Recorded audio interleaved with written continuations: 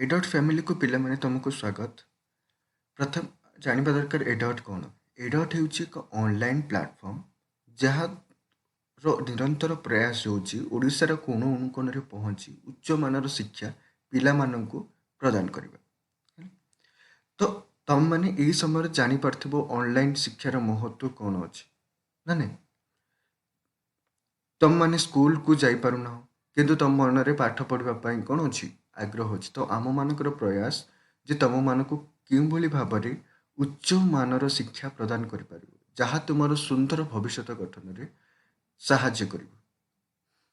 ताहा हेउछि आम एडॉट फैमिली रो निरंतर प्रयास।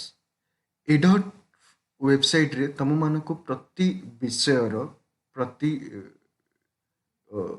चैप्टर रो वीडियो लेक्चर उपलब्ध कराई दिया जिवो जहा द्वारा तुम माने कौन करि पारिबो सब जाकू सब पाठ को तुम भल भाबरे पढ़ी पारिबो एवं बुझी पारिबो।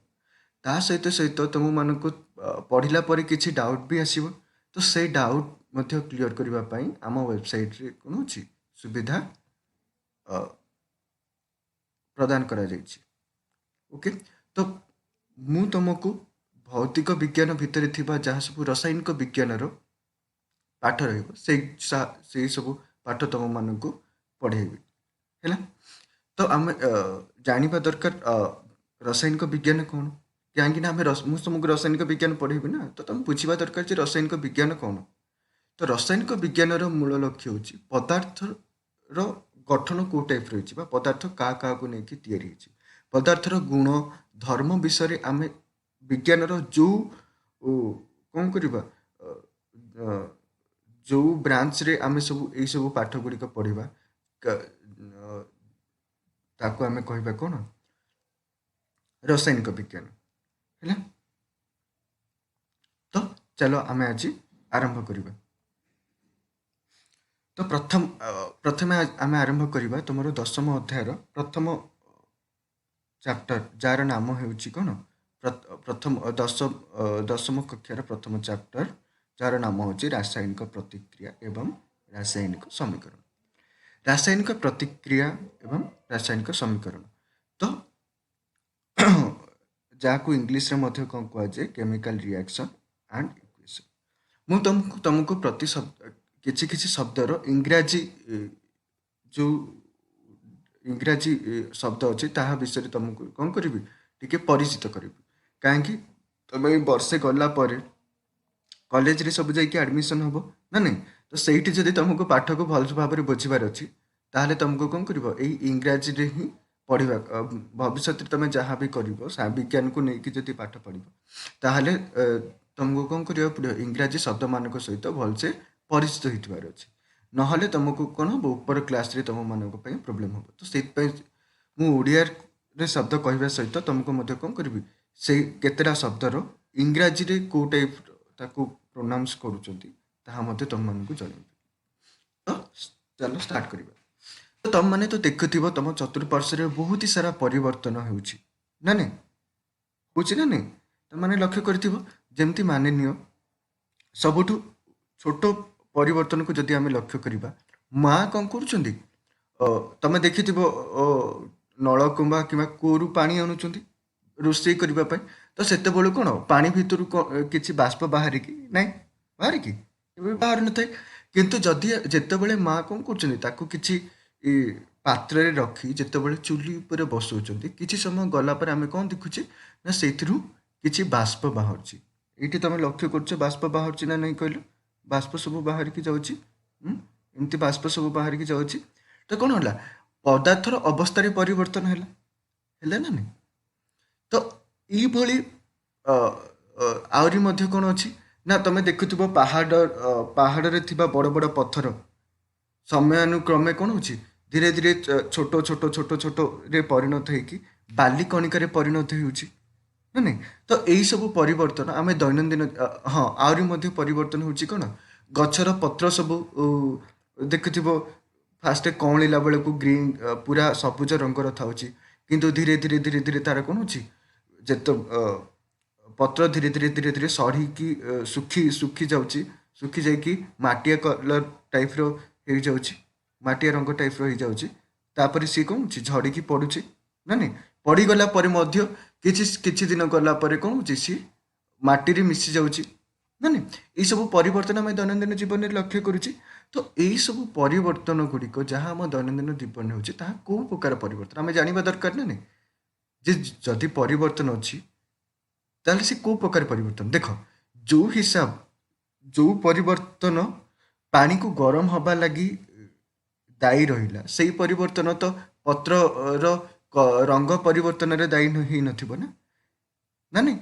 तो दुईटा जाक परिवर्तन भितर कौन अच्छी बहुत ही पार्थक्य अच्छी तो आम जानिबा दरकार जो परिवर्तन होउछि आम चतुर्पार्श्वे ताहा केउं प्रकार परिवर्तन परिवर्तन भी कौन प्रकार भेद अच्छे कि हाँ तो तुम जानी रख हाँ परिवर्तन भी प्रकार भेद अच्छी परिवर्तन केते प्रकार मुख्यतः दुई प्रकार एक हूँ भौतिक परिवर्तन द्वितीय हूँ एक रासायनिक परिवर्तन भौतिक परिवर्तन आम क्या कहबा ना जो परिवर्तन रे कौन होची केवल पदार्थर अवस्था परिवर्तन पदार्थरे कौन परिवर्तन हेनी पदार्थर कौन हम अवस्था परिवर्तन हम ताकू आम कहबा भौतिक परिवर्तन जहाँ को इंग्राजी में कौन कहुए फिजिकल चेंज कौन कहुए फिजिकल चेंज ओके बुझिपार भौतिक परिवर्तन इंग्राजी नाम हूँ कौन फिजिकल चेंज तो फिजिकल चेंज बा भौतिक परिवर्तन कौन हुए ना केवल पदार्थर भौतिक अवस्था परिवर्तन हुए जमती तुम देखुव पानी को माँ जो गरम करती से कौन हो बाष्प परिणत हो जदि आम कौन करवा गोटे ढाकुणी देकी घोड़ेदेवा ढाकुणी देकी घोड़ेदेले देकी कौन करवा किसी समय ठंडा करने छाड़देव ताहले कौन करवा ये जो जलीय बाष्प सब ऊपर को उठूला एमाने कौन हे घनीभूत होइकी धीरे धीरे जल कणारे परिणत होइथिबे एटा मनकर भाबी दियो थाली है यहाँ मनकर भाबी दियो प्लेट बा थाली तुम घोड़ेच जोटा को तो ता ऊपर कौन हो टाइप रो छोट छोट बुंदा टाइप रो कौन हो सब जाइकी लगी जाइए जल कणा सब तो कौन है जल तार केवल अवस्था परिवर्तन करता नथिले से पुणी जल तो परिवर्तन ही न था ना नहीं तो यह हूँ एक कौन भौतिक परिवर्तन रे उदाहरण जेभली ये आउ गोटे एग्जांपल देखिए तुम मैंने स्कूल रे जितेबाला फ्री टाइम नथिबे सार फार नथिबे सार जितेबाला क्लास रे नथिबे तुम मैंने कौन कर ना पेपर रे रॉकेट किंबा डंका करके उड़ाओ ना नहीं तो देख पेपर यहाँ हूँ भाभी दियो से भाया गोटे साधा पेपर जहाँ को तुम कौन कर रॉकेट टाइप करके नहीं किंतु तुम जदि चाहब पुणी या कौन कर साधा कागज रे परिणत करें आपको जदि पुणी जहाँ सब भांग हो भांग जाक साइज करके तुम जदि रखीदेव ताले कौन हो पुनर्बार तुम से अवस्था को कागजर से अवस्था को आनीपर ना नहीं तो यह हूँ कौन एक भौतिक परिवर्तन कहीं ना केवल ये कौन हो तार अवस्था परिवर्तन है नेक्स्ट एग्जांपल देख ये आउ गोटे एग्जांपल अच्छी कौन अच्छी ना काच ग्लास जो भांगी जाए तो ये कौन हम केवल काच ग्लास जो भांगी जाए भांगी गला माने कौन हुए देख यही काच ग्लास जहाँ सब गुण था ये भंगा काच ग्लास से ही सब गुण अच्छी केवल कौन हो अवस्था परिवर्तन हो जाए भल था ये सब जगह कौन हो भांगिकी तले रही तो यह कौन हो एक भौतिक परिवर्तन उदाहरण से भाई देख ये कौन दी एक आइसक्रीम की देखिए तुम मैंने आइसक्रीम खाई जदि खरा दिने जो भी दिन जदि टाण खरा हो बाहर तुम मैंने को आइसक्रीम खावा को मन हो आइसक्रीम आनीव किंतु कौन सी कथबार्तार तुम भोल रही आइसक्रीम न खाइल किसी समय पर्यंत ताले कौन हम कहलु से आइसक्रीम धीरे धीरे तरलिबा स्टार्ट कर ना नहीं ये देखुच हाथ में सब लगी तरलिक ना नहीं तो जदि तुम ये कौन है केवल आइसक्रीम अवस्था परिवर्तन है तुम जदि चाहब पुणी या कौन कर जदि फ्रिज रे अधिक समय पर्यंत तापमात्रा घटे माने कम करके तार रखीदेल ताहले यह कौन हम पुनर्बार आर मूल रूप को फेरी आसब तो यह से कौन एक भौतिक परिवर्तन उदाहरण है तो नेक्स्ट आम जाना दरकार रासायनिक परिवर्तन रे कौन हुए रासायनिक परिवर्तन जहाँ को आम इंग्राजी रे कौन कहूँ केमिकल चेंज कौन यार ना हूँ केमिकल चेंज है।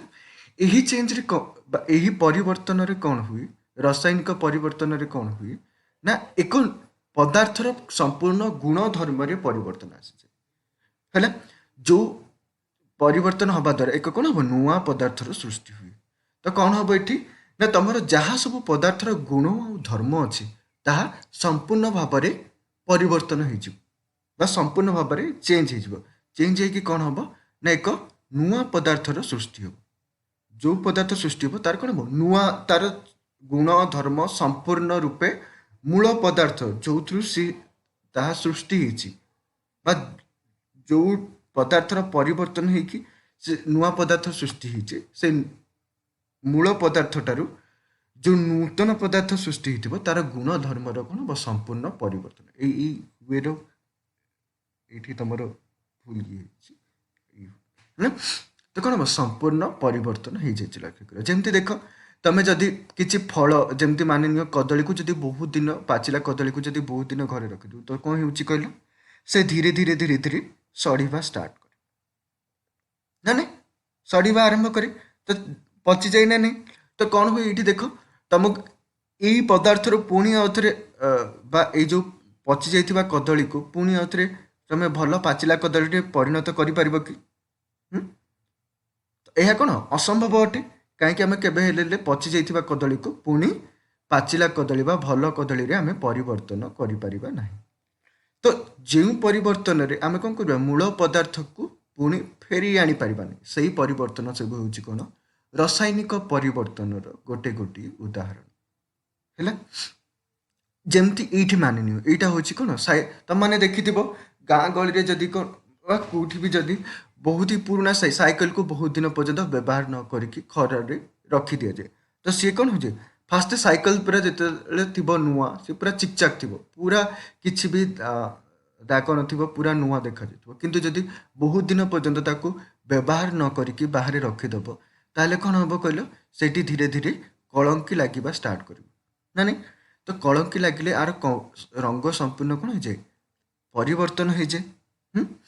तो परिवर्तन हो लगे यू आम कौन नुआ साइकिल किणला बेलू जो टाइप थी से भाई अवस्था को आनीपर कि भी नहीं कहीं ना यहीठार से जो लुहा सब लगी से लुहार सब कौन हो गुण धर्म परिवर्तन होगी नुआ एक पदार्थर सृष्टि है। तो यह एक उदाहरण हूँ कार रासायनिक परिवर्तन। नेक्स्ट एग्जांपल आम जब देखा ताले यहाँ हूँ कौन गोटे काठ जलुची। तो काठ जो भामिन यहाँ हूँ गोटे काठ तो काठ जो जलुची कौन हो किसी काठ मान नि मटिया रंगर था सुखिला काठ को जो तुम देख साधारणतः सी को रंगर था मटिया रंगर था किंतु जितेबाला सी आम कौन डीएसएल कि ता सहित अग्नि संजोग कर धीरे धीरे सी कौन हो कला रंग परिवर्तन हो हेले जो गुण धर्म यही सुखिला काठर थिला से गुण धर्म कौन यही काठ पोड़ा पोड़ा जाइथिबा काठर भितर था कि भी नहीं ना नहीं। तो यही जो सुखिला काठ एवं पोड़ा काठ भितर गुण रे कौन अच्छी आकाश पातल फरक अच्छी बहुत ही परिवर्तन होती आर गुण आ गुण भितर कौन हो बहुत ही परिवर्तन हो। तो यह कौन कर रासायनिक परिवर्तन को इंगित करुच्ची ना नहीं। तो तुम एक साधारण उदाहरण सहित रासायनिक परिवर्तन एवं भौतिक परिवर्तन को बुझीपर दी जन जाक भितर पार्थक्य को देखिपर। मान नि मो पाखे यहाँ गोटे काठ पीस अच्छे यहाँ गोटे काठ पीस अच्छे तो मु कौन कली गोटे तुम देख कुराटी देखि कुराटी देखि ये टाइप रोटे था जार बेंट लगे था तो कुराटी मु कौन कली आउपर प्रहार करिया स्टार्ट कली हेले कौन हम ये जो काठ भांगिकी दुई फाड़ हो छोट छोट काठरे परिणत हो ना नहीं। तो छोट छोट काठ खंडे परिणत हो गला छोट छोट देख ये जो काठर जहाँ सब गुण धर्म थिला ये छोट छोट ଯେଉଁ ପିସ୍ ହେଇଛି କାଠରେ ସେମ୍ ଗୁଣଧର୍ମ ମଧ୍ୟ ବଜାୟ ରହିବ। କୌଣସି ଗୁଣଧର୍ମରେ ଏଇ ଦୁଇ ଜଣ ଯାକ ଭିତରେ କୌଣସି ଗୁଣଧର୍ମରେ ପରିବର୍ତ୍ତନ ଆସିବ ନାହିଁ। ନା ନାଇଁ, ଯାହା ସବୁ ଗୁଣଧର୍ମ ଏଇ କାଠ ଭିତରେ ଥିଲା, ବଡ଼ କାଠ ଭିତରେ ଥିଲା, ତାହା ସବୁ ଗୁଣଧର୍ମ ମଧ୍ୟ ଏଇ ଛୋଟ ଛୋଟ କାଠ ଖଣ୍ଡମାନଙ୍କ ମଧ୍ୟରେ ଥିବ। କେବଳ କ'ଣ ହେଇଛି ନା ଆର ଅବସ୍ଥାରେ ପରିବର୍ତ୍ତନ ହେଇଛି। ଏଇଟା ବଡ଼ ଥିଲା, ଭାଙ୍ଗିକି ବର୍ତ୍ତମାନ କ'ଣ ହେଇଛି, ଛୋଟ ଛୋଟ ଖଣ୍ଡରେ ପରିଣତ ହେଇଛି। କେବଳ ଅବସ୍ଥାରେ ପରିବର୍ତ୍ତନ ହେଇଛି। ତ ଏହାକୁ ଆମେ କ'ଣ କହିବା? ଯଦି କୌଣସି ପଦାର୍ଥର ଅବସ୍ଥାରେ ପରିବର୍ତ୍ତନ ହେଲା ତାକୁ ଆମେ କେଉଁ ପରିବର୍ତ୍ତନରେ ପରିଗଣିତ କରୁଛେ? ନା ତାହାକୁ ଆମେ କେଉଁ ପରିବର୍ତ୍ତନରେ ପରିଗଣିତ କରୁଛେ? ଭୌତିକ। କେଉଁ ପରିବର୍ତ୍ତନ? ବା ଫିଜିକାଲ ଚେଞ୍ଜ ଆମେ ତାକୁ କହୁଛେ। କେଉଁ ଚେଞ୍ଜ? Physical change. ହେଲା। କିନ୍ତୁ ଯଦି ସେହି କାଠକୁ ଆମେ କ'ଣ କରିଦେବା? ପୋଡ଼ିଦେବା। ପୋଡ଼ିଦେଲେ ସେ କ'ଣ ହେଉଛି? ଅଙ୍ଗାରରେ ପରିଣତ ହେଇଯାଏ। ନା ନାଇଁ, କେଉଁଥିରେ ପରିଣତ ହେବ? ଅଙ୍ଗାରରେ ପରିଣତ ହେବ। ଯଦି ଦେଖିବା କାଠ ଆଉ ଅଙ୍ଗାର ଭିତରେ ଯଦି ଆମେ ଗୁଣଧର୍ମର କ'ଣ କରିବା, ଦୁଇ ଜଣଙ୍କୁ ନେଇକି ଦେଖିବା ଆମେ, ତାହେଲେ କ'ଣ ହେବ? ଯାହା ଗୁଣଧର୍ମ ଏଇ କାଠ ଭିତରେ ଅଛି ସେଇ ସବୁ ଗୁଣଧର୍ମ ଅଙ୍ଗାର ଭିତରେ ନାହିଁ।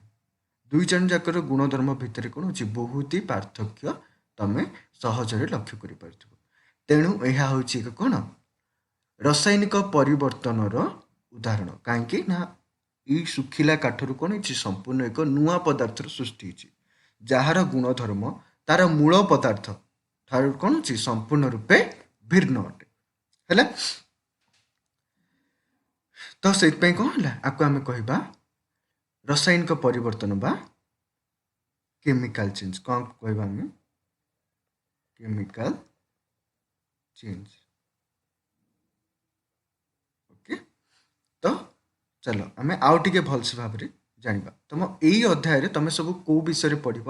ନା ଦୈନନ୍ଦିନ ଜୀବନରେ ଆମେ ଯାହା ସବୁ ଦେଖୁଛେ ସବୁ ପରିବର୍ତ୍ତନ, କେଉଁ ଟାଇପ୍ର ରାସାୟନିକ ପରିବର୍ତ୍ତନ, କେଉଁ ପ୍ରକାରର ରାସାୟନିକ ପରିବର୍ତ୍ତନ ଆମେ ଦୈନନ୍ଦିନ ଜୀବନରେ ଲକ୍ଷ୍ୟ କରୁଛେ, ଏବଂ ସେଇ ରାସାୟନିକ ଯେହେତୁ ଆମେ ରାସାୟନିକ ପରିବର୍ତ୍ତନକୁ ଲକ୍ଷ୍ୟ କରୁଛେ, ତ ସେଇ ରାସାୟନିକ ପରିବର୍ତ୍ତନକୁ ଆମେ ମଧ୍ୟ କ'ଣ କରିବା? କେଉଁଥିରେ ମାନେ ତାକୁ ରିପ୍ରେଜେଣ୍ଟ କରିବା? ନା ନାଇଁ, ତ ରିପ୍ରେଜେଣ୍ଟ କେଉଁ ଟାଇପ୍ରେ ଆମେ ଏକ ରାସାୟନିକ ପ୍ରତିକ୍ରିୟା ବା ରାସାୟନିକ ପରିବର୍ତ୍ତନକୁ ଆମେ କେଉଁ ଟାଇପ୍ର ଭାବେ ରିପ୍ରେଜେଣ୍ଟ କରୁଛେ, ସମସ୍ତଙ୍କ ସାମ୍ନାରେ ରଖୁଛେ ପରିବର୍ତ୍ତନକୁ, ତାହାକୁ ଆମେ ଏହି ବିଷୟରେ ପଢ଼ିବା। ଓକେ। କେଉଁ ଭଳିଆ ଭାବେ ଆମେ ଏକ ରାସାୟନିକ ପରିବର୍ତ୍ତନକୁ ଉପସ୍ଥାପନ କରିବା ସମସ୍ତଙ୍କ ସାମ୍ନାରେ, ଯେ ହଁ ଏଇ ପଦାର୍ଥରୁ ଏଇ ପଦାର୍ଥ ନୂଆ ପଦାର୍ଥ ସୃଷ୍ଟି ହେଲା, ଯାହା ଏକ ହେଉଛି ରାସାୟନିକ ପରିବର୍ତ୍ତନ ଉଦାହରଣ। ତା ତ ସମସ୍ତଙ୍କୁ ବୁଝିବା ଦରକାର ନା। ତ ସେଇ ବୁଝେଇବା କେଉଁ ସବୁ ଏଇ ଚାପ୍ଟରରେ ବର୍ଣ୍ଣନା କରିବା ଆମେ ସବୁ। ହେଲା। ତ ଏଇ ଚାପ୍ଟର ନାଁ ହେଉଛି କ'ଣ? ରାସାୟନିକ ପ୍ରତିକ୍ରିୟା ଏବଂ ରାସାୟନିକ ସମୀକରଣ। ତ ସାଧାରଣତଃ କ'ଣ ହେଉଛି? ଏକ ରାସାୟନିକ ପ୍ରତିକ୍ରିୟାକୁ ଆମେ ଯଦି ଉପସ୍ଥାପନ କରିବା, ତାହେଲେ ତାକୁ ଆମେ କେଉଁଥିରେ ଉପସ୍ଥାପନ କରିପାରିବା? ରାସାୟନିକ ସମୀକରଣ ମାଧ୍ୟମରେ ଉପସ୍ଥାପନ କରିପାରିବା। ତ ରାସାୟନିକ ସମୀକରଣ କ'ଣ? ନା ଏକ ରାସାୟନିକ ପ୍ରତିକ୍ରିୟାର ପ୍ରତୀକାତ୍ମକ ଉପସ୍ଥାପନ। ତ ଯାହା ଏକ ରାସାୟନିକ ପ୍ରତିକ୍ରିୟା ମଧ୍ୟରେ ହେଇଛି ତାହାକୁ ଯଦି ଆମେ କ'ଣ କରିବା? ପ୍ରତୀକାତ୍ମକ ଭାବରେ ଉପସ୍ଥାପନ କରିବା, ତାହେଲେ ଯୋଉଟା ଆମକୁ ମିଳିବ ତାକୁ ଆମେ କହିବା ରାସାୟନିକ ସମୀକରଣ। ହେଲା। ତ ଚାଲ ତମ ବହିର ବର୍ତ୍ତମାନ ଦେଖିବା କ'ଣ ଦେଇଛି ତମ ବହି ଭିତରେ। ଦୈନନ୍ଦିନ ଜୀବନରେ ଆମେ କେତୋଟି ଘଟଣା କଥା ତଳେ ଲେଖାଯାଇଛି। ଆମ ଦୈନନ୍ଦିନ ଜୀବନରେ ଯାହା କେତେଟା ଘଟଣା ଘଟୁଛି ତାହାକୁ ତଳେ ଲେଖାଯାଇଛି। ସେହି ଅବସ୍ଥାକୁ କ'ଣ ହୁଏ ବିଚାର କର। ତମମାନେ ଦେଖିଥିବ କ୍ଷୀରକୁ ଯଦି ବେଶୀ ସମୟ ଖରାଦିନ ରଖିଦେଉଛ ତାହେଲେ କ'ଣ ହେଉଛି? କ୍ଷୀର ଛିଡ଼ି ଯାଉଛି ନା। ଯଦି ଗରମ କରିକି ଯଦି କ୍ଷୀର ଗରମ ନ କରିକି ରଖିଦେଲ ତାହେଲେ କ'ଣ ହେଉଛି? କ୍ଷୀର ଛିଡ଼ିଯାଏ। କିମ୍ବା କ୍ଷୀରରେ ଯଦି ତମେ ଲେମ୍ବୁ ଚିପୁଡ଼ି ଦିଅ ତାହେଲେ କ'ଣ ହେଇଯାଏ? କ୍ଷୀର ଛିଡ଼ି ଯାଇକି ଛେନାରେ ପରିଣତ ହୁଏ। ନା ନାଇଁ? ତ ଦେଖ, ଯେଉଁ କ୍ଷୀର ଆଉ ଛେନାର ଭିତରେ ଗୁଣର କ'ଣ ଅଛି? ବହୁତ ହି ପାର୍ଥକ୍ୟ ଅଛି। ଯାହା ଗୁଣ କ୍ଷୀର ଭିତରେ ଅଛି ସେଇ ଗୁଣ ତ ଛେନା ଭିତରେ ନାହିଁ ନା। ଦୁଇ ଜଣ ଯାକ ଭିତରେ କ'ଣ ଅଛି? ବହୁତ ସାରା ପରିବର୍ତ୍ତନକୁ ତମେ ଲକ୍ଷ୍ୟ କରିପାରୁଥିବ। ନା ନାଇଁ? ତ କ୍ଷୀର କ'ଣ ହେଉଛି? ଏକ ସମ୍ପୂର୍ଣ୍ଣ ନୂତନ ପଦାର୍ଥରେ ପରିଣତ ହେଉଛି, ଯାହାର ନାମ ହେଉଛି କ'ଣ? ଛେନା। ଯାହାର ଗୁଣ ଧର୍ମ କ୍ଷୀର ଠାରୁ ସମ୍ପୂର୍ଣ୍ଣ ରୂପେ ଭିନ୍ନ ଅଟେ। ସେଇଭଳି ତମେ ଦେଖୁଥିବ ଲୁହା କଣ୍ଟା କିମ୍ବା ଲୁହା ତାୱାକୁ ଯଦି ବହୁତ ଦିନ ବ୍ୟବହାର ନ କରିକି ଆର୍ଦ୍ର ବାୟୁରେ ବହୁତ ଦିନ ପର୍ଯ୍ୟନ୍ତ ରଖିଦବ, ତାହେଲେ କ'ଣ ହୋଇଯାଏ, ସେଥିରେ କଳଙ୍କି ଲାଗିଯାଏ ନା ନାଇଁ? ତ ସେଇ କଳଙ୍କି ମଧ୍ୟ ହେଉଛି ଲୁହା ଲୁହା କଡ଼େଇ କିମ୍ବା ଯେଉଁ ଲୁହା କଣ୍ଟାରେ କଳଙ୍କି ଲାଗିଯାଉଛି, ତାହା ମଧ୍ୟ ହେଉଛି କ'ଣ ଏକ ରାସାୟନିକ ପରିବର୍ତ୍ତନ। ହେଲେ ଅଙ୍ଗୁର ଯଦି ବେଶୀ ଦିନ ନ ଖାଇକି ରଖିଦେବ, ତାହେଲେ କ'ଣ ହେଉଛି, ସଢ଼ି ଯାଉଛି, ଗୋଟେ ଗନ୍ଧ ବାହାରୁଛି, ଅଜୀବ ପ୍ରକାର ଗନ୍ଧ ବାହାରୁଛି ନା ନାଇଁ? ତ ତାହା ଏକ ମଧ୍ୟ କ'ଣ କରୁଛି, ଯାହାର ଗୁଣଧର୍ମ ଅଙ୍ଗୁର ଠାରୁ ତମେ ଜାଣିଥିବ, ସମ୍ପୂର୍ଣ୍ଣ ଭାବେ ଲକ୍ଷ୍ୟ କରିପାରୁଥିବ ନା ନାଇଁ? ପଚା ଅଙ୍ଗୁରର ଯାହା ଗୁଣଧର୍ମ ଥାଉଛି, ତାହା କ'ଣ ହେଉଛି, ସମ୍ପୂର୍ଣ୍ଣ ରୂପେ ଭଲ ଅଙ୍ଗୁର ଠାରୁ ଭିନ୍ନ ଥାଉଛି। ସେଇଥିପାଇଁ କ'ଣ ହେଉଛି, ତାକୁ ଆମେ କହିବା ଏକ ରାସାୟନିକ ପରିବର୍ତ୍ତନ। ହେଲା, ଖାଦ୍ୟ ରନ୍ଧା ହେଲା ବେଳକୁ ତମେ ଦେଖୁଛ ଚାଉଳରୁ କ'ଣ ହେଉଛି, ଭାତରେ ପରିବର୍ତ୍ତନ ହେଉଛି। ଭାତକୁ ତମେ ପୁଣି ଚାଉଳରେ ପରିଣତ କରିପାରିବ କି? କେବେ ବି ନାହିଁ। ତ ତାହା ହେଉଛି ମଧ୍ୟ କ'ଣ ଏକ ରାସାୟନିକ ପରିବର୍ତ୍ତନର ଉଦାହରଣ। ଖାଦ୍ୟ ହଜମ ହେଉଛି, ତମେ ଦେଖୁଥିବ ଯାହା ଖାଉଛ ତାହା କ'ଣ, ସାଧାରଣତଃ ଯଦି ଭାତ ଖାଉଛ ତାହା ହେଉଛି କ'ଣ, ସେଲୁଲୋସ୍ ଜାତୀୟ ଖାଦ୍ୟ। କିନ୍ତୁ ତାହା କ'ଣ ହେଉଛି, ପରେ ଆମ ପାକସ୍ଥଳୀ ଗଲା ପରେ ସେ କ'ଣ ହେଉଛି, ହଜମ ହେଇ ଗ୍ଲୁକୋଜ୍ରେ କନଭର୍ଟ ହେଉଛି, ସରଳୀକୃତ ହେଇ ଗ୍ଲୁକୋଜ୍ରେ ପରିଣତ ହେଉଛି। ତ ତାହା ହେଉଛି କ'ଣ, ଏକ ସେଲୁଲୋସ୍ ଆଉ ଗ୍ଲୁକୋଜ୍ ଭିତରେ କ'ଣ ହେଉଛି, ରାସାୟନିକ ଧର୍ମରେ ତାର ଯାହା ଗୁଣ ଧର୍ମ ରହିଲା ସବୁ ପାର୍ଥକ୍ୟ ଆସୁଛି। ତ ତାହା ହେଉଛି ଏକ କ'ଣ, ରାସାୟନିକ ପରିବର୍ତ୍ତନ ଉଦାହରଣ। ଆମେ ନିଶ୍ୱାସ ପ୍ରଶ୍ୱାସ ନେବା ଆଣିବା କରୁଛେ, ତ ଆମେ ଦେଖୁଛେ କ'ଣ ହେଉଛି, ଅମ୍ଳଜାନ ଆମେ ଗ୍ରହଣ କରୁଛେ, କିନ୍ତୁ ଛାଡ଼ିଲା ବେଳକୁ କ'ଣ କରୁଛେ, ଅଙ୍ଗାରକାମ୍ଳ ଛାଡ଼ୁଛେ ନା ନାଇଁ? ତ ଆମେ ଗ୍ରହଣ କଲା ବେଳକୁ କଲେ ଅମ୍ଳଜାନ ବା ଅକ୍ସିଜେନ, କିନ୍ତୁ ଛାଡ଼ିଲା ବେଳକୁ କ'ଣ କରୁଛେ, ଅଙ୍ଗାରକାମ୍ଳ ବା କାର୍ବନ ଡାଇଅକ୍ସାଇଡ୍ ଛାଡ଼ୁଛେ। ଦେଖ, ଏଇ ଦୁଇ ଜଣ ଯାକ ଭିତରେ କ'ଣ ଅଛି, ବହୁତ ସାରା ପରିବର୍ତ୍ତନ ଆସିଛି ନା ନାହିଁ? ଏଇଠି କେବଳ ଅମ୍ଳଜାନ ଥିଲା ବେଳକୁ ଏଇଠି ସେ କ'ଣ ଅଛି, କାର୍ବନ ସହିତ ଅମ୍ଳଜାନ ମିଶିକି ଅଛି। ତ ଏଇ ଦୁଇ ଜଣ ଯାକର କ'ଣ ଅଛି, ଗୁଣ ଧର୍ମ ସମ୍ପୂର୍ଣ୍ଣ ପରସ୍ପର ଠାରୁ ଅଲଗା ଅଟେ। ତ ଏହା ଏକ କ'ଣ, ରାସାୟନିକ ପରିବର୍ତ୍ତନର ଉଦାହରଣ। ହେଲା, ତ ଏଇଠି ତମେ ଦେଖିପାରୁଥିବ, ଏଇଟା ହେଉଛି କ'ଣ, ଏକ ମ୍ୟାଗ୍ନେଟିକ୍ ରିବନ୍। ସରି, ଏଇଟା ହେଉଛି ମ୍ୟାଗ୍ନେସିୟମ୍ ରିବନ୍, ଯାହାକୁ କ'ଣ କହୁଛନ୍ତି, ମ୍ୟାଗ୍ନେସିୟମ୍ ରିବନ୍। ହେଲା, ତ ମ୍ୟାଗ୍ନେସିୟମ୍ ରିବନ୍କୁ ଯଦି ତମେ ସ୍ପିରିଟ୍ ଲ୍ୟାମ୍ପରେ ଜଳେଇବ, ହେଲା, ତ ଏଇଠି ଦେଖ, ଏଇଟା ହେଉଛି ତମର ଚିମୁଟା, ଏଇଟା ହେଉଛି ତମର ମ୍ୟାଗ୍ନେଟିକ୍ ରିବନ୍, ଏଇଟା ହେଉଛି ତମକୁ କହୁଛନ୍ତି ବୁନସନ୍ ବର୍ଣ୍ଣର। ହେଲା, ଏଇଟାକୁ କ'ଣ କହୁଛନ୍ତି, ବୁନସନ୍ ବର୍ଣ୍ଣର। ତ ବୁନସନ୍ ବର୍ଣ୍ଣରରେ ଯେତେବେଳେ କ'ଣ କରାଉଛି, ମ୍ୟାଗ୍ନେଟିକ୍ ରିବନ୍ ମ୍ୟାଗ୍ନେସିୟମ୍ର ରିବନ୍କୁ ମ୍ୟାଗ୍ନେସିୟମ୍ର ଫିତାକୁ ଜଳା ହେଉଛି, ତ ତମେ ଦେଖୁଥିବ ଏଇଠି କ'ଣ ହେଉଛି, ଧଳା ଧଳା ପାଉଡର କିଛି ପଡ଼ିଛି, ଧଳା ଧଳା ପାଉଡର ସବୁ ପଡ଼ିଛି ନା ନାହିଁ? ତ ମ୍ୟାଗ୍ନେସିୟମ୍ ରିବନ୍ର ମୂଳ କ'ଣ ଥାଉଛି, Mg ବା ମ୍ୟାଗ୍ନେସିୟମ୍। ଏହା କେଉଁଥିରେ ପରିବର୍ତ୍ତନ ହେଇଯାଏ, ମ୍ୟାଗ୍ନେସିୟମ୍ ଜଳିଲା ପରେ ବାୟୁରେ ଥିବା ଅକ୍ସିଜେନର ଉପସ୍ଥିତିରେ ମ୍ୟାଗ୍ନେସିୟମ୍ ରିବନ୍ ଜଳି କ'ଣ ସୃଷ୍ଟି କରେ, ମ୍ୟାଗ୍ନେସିୟମ୍ ଅକ୍ସାଇଡ୍ ସୃଷ୍ଟି କରେ। ତ ଯାହାର ଗୁଣଧର୍ମ ସମ୍ପୂର୍ଣ୍ଣ ମ୍ୟାଗ୍ନେସିୟମ୍ ଠାରୁ ଭିନ୍ନ ଅଟେ। ହେଲା, ତ ଏହା ହିଁ ତମର ଏଇଠି ଲେଖା ହେଇଛି।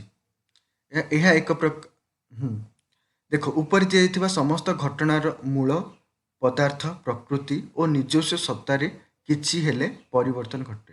ଏଇସବୁ ଯାହା ଯାହା ପରିବର୍ତ୍ତନ ହେଉଛି, ସେସବୁ କେଉଁଥିପାଇଁ ହେଲା, ଏଇ ଯେଉଁ ପ୍ରଥମରୁ ଆମେ ଦେଖିଲେ କ'ଣ, ଯେମିତି କ୍ଷୀରକୁ ସାଧାରଣ ତାପମାତ୍ରାରେ ଯଦି ରଖିଦେବା କିମ୍ବା ଲୁହା ତାୱାକୁ ଅଧିକ ସମୟ ପର୍ଯ୍ୟନ୍ତ ରଖିଦେବା,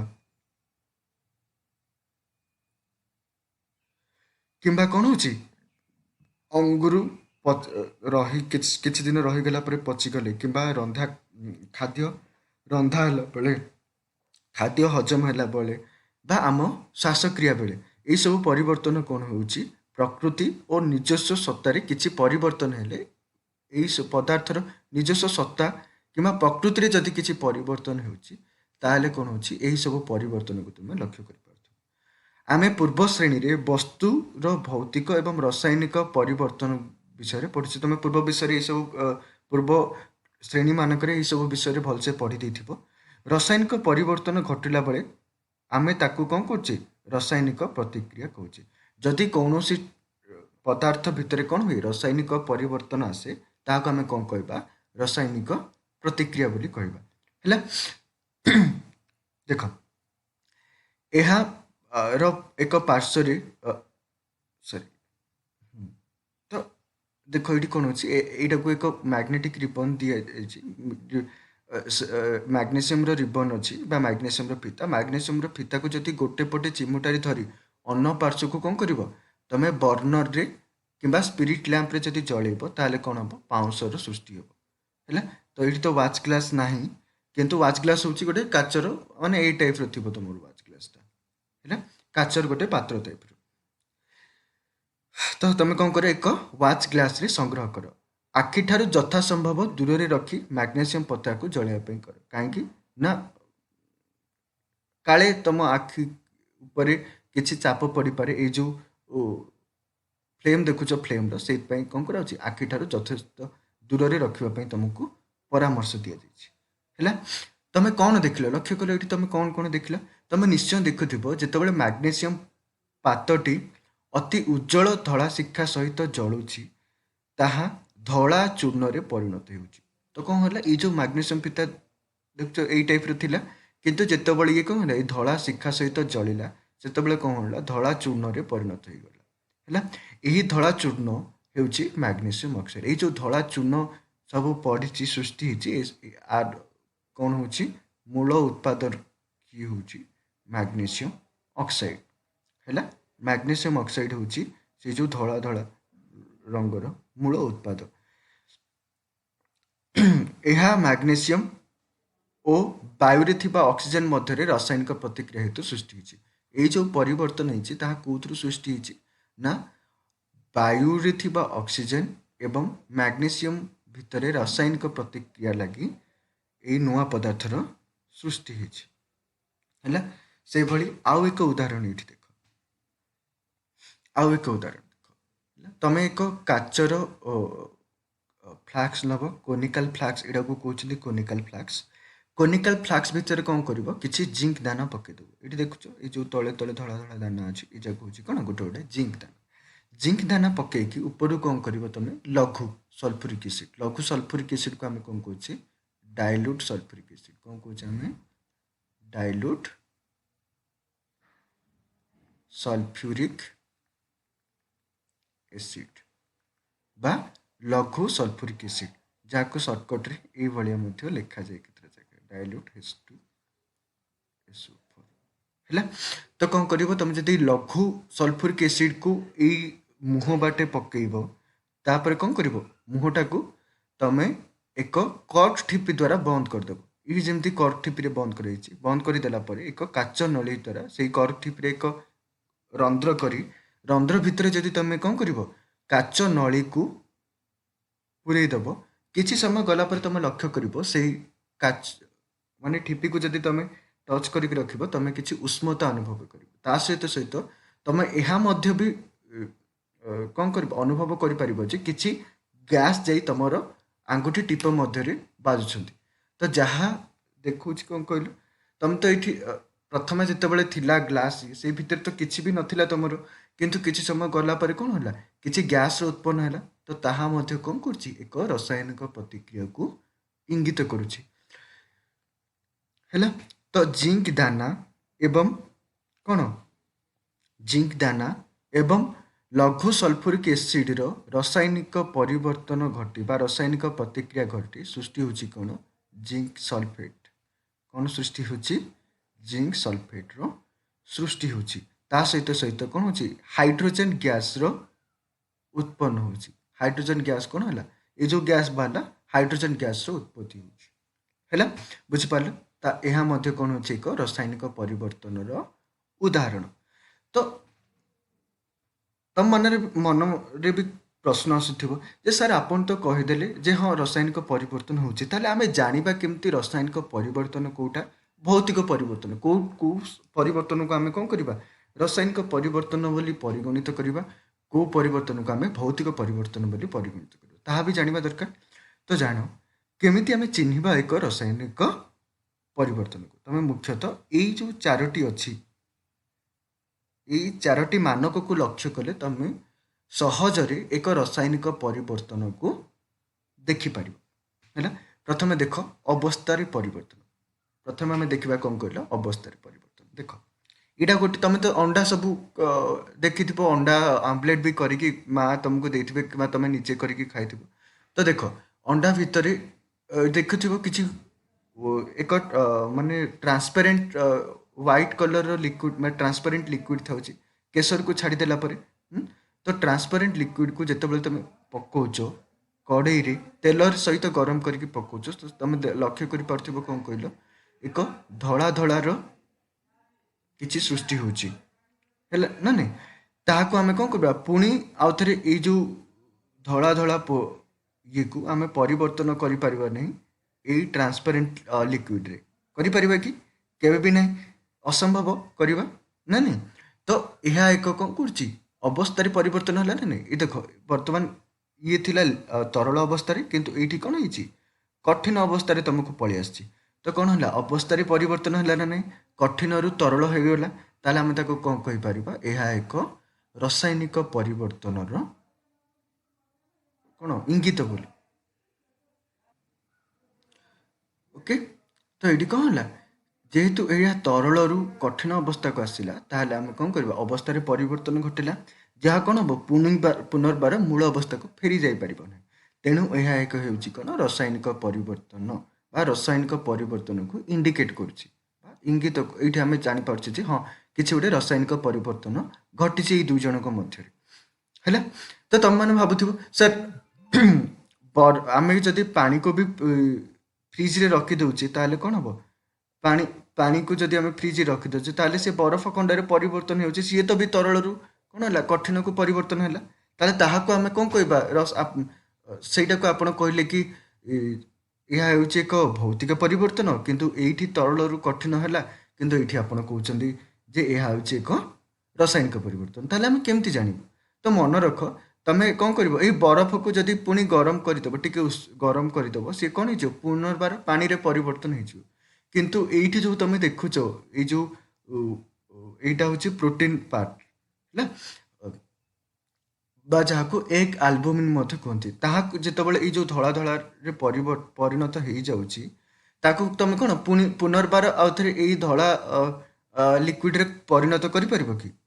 କରିପାରିବ କି କୁହ?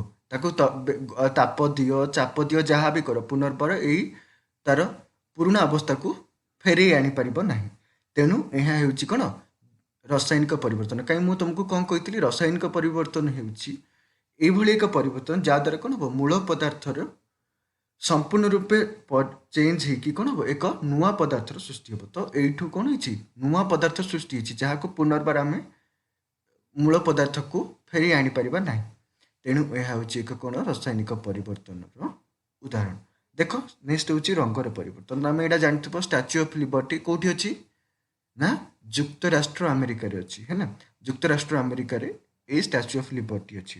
ଷ୍ଟାଚ୍ୟୁ ଅଫ୍ ଲିବର୍ଟି ଯେତେବେଳେ ତିଆରି କରାହେଇଥିଲା ତାର ମୂଳ ରଙ୍ଗ ଥିଲା ଏଇ ଟାଇପ୍ର ହେଲା, ବୁଝିପାରିଲ। କିନ୍ତୁ ସମୟାନୁକ୍ରମେ ଏହା କେଉଁଥିରେ ହେଲା ନୀଳ ରଙ୍ଗରେ ପରିବର୍ତ୍ତନ। ଏବେ ତମ ଯେଉଁଟା ଦେଖୁଛ ଏଇ କଲର୍ରେ ବର୍ତ୍ତମାନ ଏଇ ରଙ୍ଗରେ ବର୍ତ୍ତମାନ ପରିଣତ ହେଇଯାଇଛି ହେଲା। ତ ଏଇଠି ତ ତମେ ଲକ୍ଷ୍ୟ ତମେ ଭାବି ଦିଅନି ଯେ ଏଇଠି ରଙ୍ଗ ବୋଳା ଯାଇଛି, ଏହାକୁ ସେମିତି ହିଁ ରଖାଯାଇଥିଲା, କିନ୍ତୁ ସମୟ ଅନୁସାରେ ଏଇ ଆର କ'ଣ ହେଇଛି ରଙ୍ଗରେ ପରିବର୍ତ୍ତନ ଘଟିଛି। ରଙ୍ଗରେ ପରିବର୍ତ୍ତନ ଘଟି ଏହା କ'ଣ ହେଇଛି ବର୍ତ୍ତମାନ ନୀଳ ରଙ୍ଗରେ ପରିବର୍ତ୍ତନ ହେଇଯାଇଛି ହେଲା। ସରି ସବୁଜ ରଙ୍ଗ ଟାଇପ୍ରେ ପରିବର୍ତ୍ତନ ହେଇଯାଇଛି। ତ ଏହା ଏକ ରାସାୟନିକ ପରିବର୍ତ୍ତନକୁ ଇଣ୍ଡିକେଟ୍ କରୁଛି ବା ଇଙ୍ଗିତ କରୁଛି ହେଲା। ତାପରେ ଦେଖୁଥିବ ଗ୍ୟାସ୍ ନିର୍ଗମନ। ତମେ ଦେଖୁଥିବ ଏଇ ଯଦି ଫଟୋକୁ ତମେ ଲକ୍ଷ୍ୟ କରିପାରିବ ଦେଖୁଛ ଏଠି କ'ଣ ଅଛି ଟିକେ ବବଲ୍ ଫର୍ମ ତିଆରି ହେଲା ଭଳିଆ ଦେଖାଯାଉଛି, ଭୁରୁଭୁରୁ ଉଠିଲା ଭଳିଆ ଦେଖାଯାଉଛି। ଦେଖ ଫାଷ୍ଟ ଥିଲା ନର୍ମାଲ ପାଣି, ତା ଭିତରେ ଏଇଟା ପଡ଼ିଲା ପରେ କ'ଣ ହେଉଛି କିଛି ଭୁରୁଭୁରୁ ଉଠିଲା ଭଳିଆ ଦେଖାଯାଉଛି ମାନେ ସାଧାରଣତଃ ତମେ ଯେତେବେଳେ କ'ଣ ହେଉଥିବ ଯଦି ପେଟ ଖରାପ ହେଇଥିବ ଇନୋ ପିଇଥିବ ପାଣି ଭିତରେ ପାଣି ଗ୍ଲାସ୍ ଭିତରେ ଯେତେବେଳେ ଇନୋକୁ ତମେ ପକାଅ ତମେ ଦେଖିବ କ'ଣ ହେଉଛି ସେଥିରୁ ଭୁରୁଭୁରୁ ହେଇକି କିଛି ଗ୍ୟାସ୍ ବାହାରୁଛି ନା ନାଇଁ। ତ ସେଇ ଗ୍ୟାସ୍ କ'ଣ ହେଉଛି ଏକ ରାସାୟନିକ ପରିବର୍ତ୍ତନକୁ ଇଙ୍ଗିତ କରୁଛି। ଏଇଠି ଆମେ ଯେମିତି ଦେଖିଲେ ଦେଖ ନା ଜିଙ୍କ ଗ୍ୟାସ୍ ଥିଲା ନା ଲଘୁ ସଲଫ୍ୟୁରିକ୍ ଏସିଡ୍ ଗ୍ୟାସ୍ ହିସାବରେ ଥିଲା, କିନ୍ତୁ ଏଇ ଦୁଇ ଜଣ ଯାକର ମିଶ୍ରଣ ପରେ ରାସାୟନିକ ପ୍ରତିକ୍ରିୟା ପରେ ଏକ ଗ୍ୟାସ୍ର ଉତ୍ପତ୍ତି ହେଲା। जो गैस हूँ कौन H2 गैस बा हाइड्रोजन गैस है। तो यह कौन कर रासायनिक परिवर्तन को इंगित कर। नेक्स्ट हूँ तापमात्रा परिवर्तन। तापमात्रा परिवर्तन केमती तुम जदि केबे लुगापटा सफा करने सर्फ तुम बतुर तुम लुगापटा सब सर्फ बतुर तो सर्फ जिते बतुराओ तुम लक्ष्य कर सर्फ को जो पानी सहित संस्पर्श आण बा टी ओदा करके हाथ में रखा तुम टी गरम अनुभव कर ना नहीं। तो ताहा कौन कर एक रासायनिक परिवर्तन को इंगित करुच्ची है। बुझिपार तो कौ मानक को आम देखिकी जापर जे ये रासायनिक परिवर्तन होती। प्रथम परिवर्तन है कौन ना पदार्थर अवस्था परिवर्तन हम जोड़ा को आम ये लक्ष्य कले ना नहीं जोड़ा को आम ये लक्ष्य कले। तापर द्वितीय मानक कौन आमर ना रंगर परिवर्तन है। रंगर परिवर्तन है आम देखी जापर जे से चिन्ह पार से किसी कौन हो परिवर्तन जो हो रासायनिक परिवर्तन गैस रो निर्गमन जदि गैस कौटी निर्गत होची ताहले हम ताको कौन कहि पारबा ना सेठी एक रासायनिक परिवर्तन होईची बोली। नेक्स्ट होची तमरो तापमात्रा रे परिवर्तन जदि तमरो तापमात्रा रे परिवर्तन होची बा ठंडा किमा गरम लागुची त हम ताको कौन कहि परबा सेठी रासायनिक परिवर्तन होईची हैला। हम चतुर्पार्श्व देखुथिबा बही चल पढ़ा चतुर्पार्श्व देखुथिबा विभिन्न परिवर्तन को लक्ष्य कले आम जानी पारिबा जे विभिन्न प्रकार रासायनिक प्रतिक्रिया आम चतुर्पार्श्व बहुत ही सारा परिवर्तन घटुची। रासायनिक परिवर्तन जमती फल पाचिबा हो बा पत्र जाक धीरे धीरे सुखिबा हो लुहा को जदि बाहर अधिक दिन पर्यंत रखिदेव सी कौन हो कलंकी लगी जाऊँगी। तो यही सब साधारण परिवर्तन आम लक्ष्य करुच्ची ना। तो यह हूँ कौन गोटे रासायनिक परिवर्तन उदाहरण यही अध्याय से गुड़िकर प्रतीकात्मक उपस्थापन करी से संबंध में आम आलोचना करवा। यही जो अध्याय अच्छी आम कौन कौन पढ़ा ना ये जो रासायनिक परिवर्तन बा प्रतिक्रिया सब घटिला ताको आम को भली भाव में प्रतीकात्मक भाव में उपस्थापन कर आम यही चैप्टर रे देखिबा है। तो तुम देख कौन देछि ना जो मैग्नीशियम पत्ता को आम जाली थे क्या प्रेजेंस रे वायु रे थिबा अम्लजान रो उपस्थिति आम जालिला माने कौन तैयारी होता ना आमर मैग्नीशियम ऑक्साइड रो तैयारी होता है। तो ताको आम जदि वाक्य रे लिखिबा बा संक्षिप्त भाव में लिखिबा आम तो एमती लिखिबानी ना जोटी लिखिबा जे मैग्नीशियम सहित ऑक्सीजन को रिएक्शन बा रासायनिक प्रतिक्रिया करबा द्वारा मैग्नीशियम ऑक्साइड रो सृष्टि है। तो ताहाकु एते बड़ सब जो पूरा वाक्य को न लिखि हम ताको शॉर्टकट रे को टाइप रे लिखुचे ना एक रासायनिक समीकरण हिसाब से लिखुचे है। तो रासायनिक समीकरण कौन ना रासायनिक प्रतिक्रियार प्रतीकात्मक उपस्थापना है। मन रख कौन आम कहबा रासायनिक समीकरण प्रतीकात्मक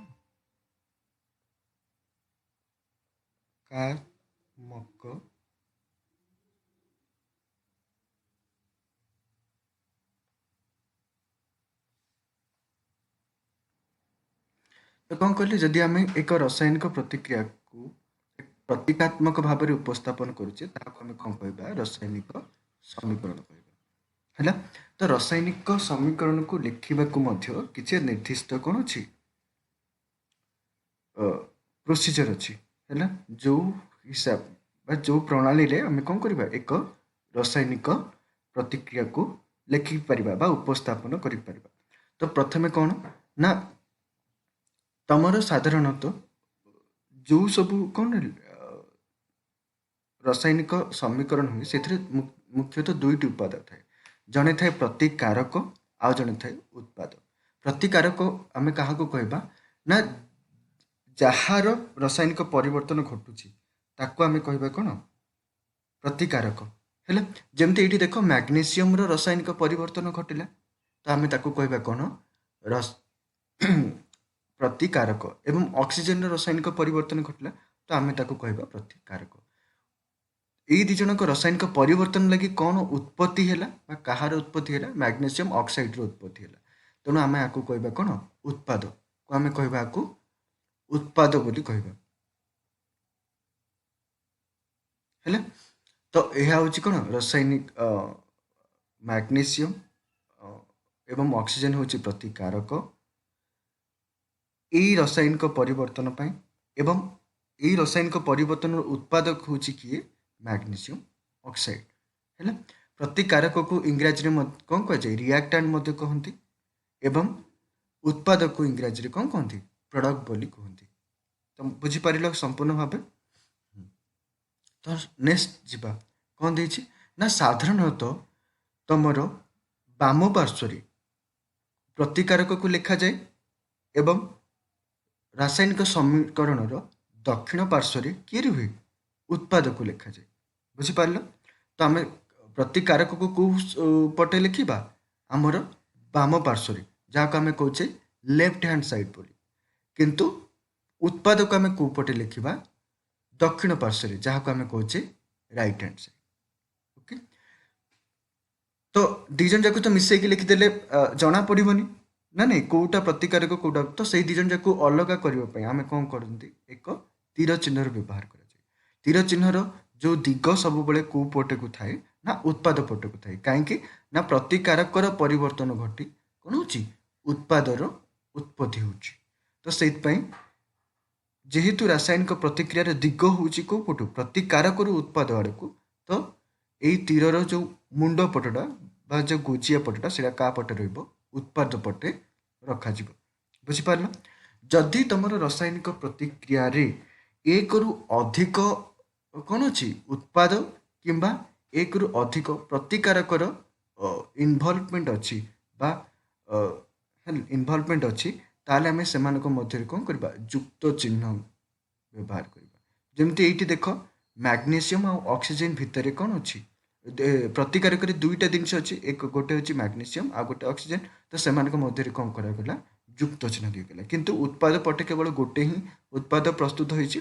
तो ताको आम कौन कले किसी युक्त चिन्ह देकी लिखलेनी है संपूर्ण भाव में बुझीपार वर्तमान नेक्स्ट आम पढ़ा रासायनिक समीकरण को लिखिबार प्रणाली तो तमें मैंने जानी देख ये आम जो पूर्व ये देखिले मैग्नीशियम युक्त ऑक्सीजन कौन कर मैग्नीशियम ऑक्साइड को दूची तो एत बड़ शब्द लिखा कौन बहुत ही कष्ट बा बहुत ही समय नब तो ताको आम कौन करवा सर्टकट फर्मूला लिखा छोट छोट हिसाब रे लिखा तुम पूर्व क्लास रे पढ़ी सिंबल विषय प्रतीक और संकेत विषय ना नहीं प्रतीक और संकेत को व्यवहार करी आम कौन करवा साधारणतः रासायनिक समीकरण को लिखा कहीं ताहा सबुठ प्रतीकात्मक उपस्थापन कहीं जदि आम मैग्नीशियम है मैग्नीशियम एत बड़ शब्द को न लिखी आम सिंपल कौन कर एमजी वार्ड लिखुचे ना नहीं मैग्नीशियम जदि देखा